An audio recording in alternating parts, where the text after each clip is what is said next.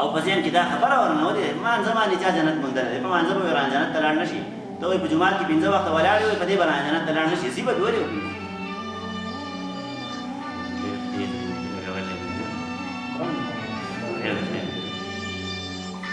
دا کېدای شي اوس د ډېرو خلکو موبایل یې آن اوس به ورته خیال شوی که بل چا درې راغی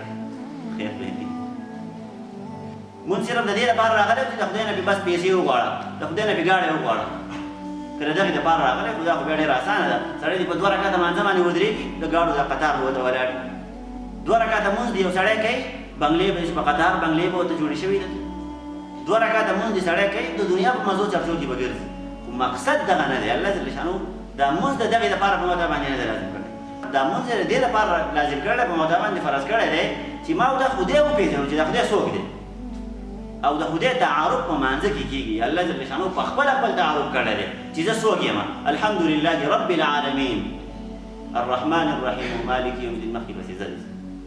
دا ټول د الله جل شانو صفات دي الله جل شانو خپل تعارف کوي زه دغه یم زه هغه یم زه دا یم زه دغه یم د پلانکي سیس ته ګوره زه دغه یم په دغې باندې ما وپېژنې نو بهرحال دغه کانسپټ او دغه سوچ زما ستا ذهن ته ورنوتی دی چې په مانځه باندې درانه د جنت ونندو په مانځه باندې درانه د پلانکي سیس ونندو دا غلطه خبره ده ښه هر څه به الله جل شانو په مانځه باندې راکوي خو هر کله چې زما ستا مونځ صحیح شو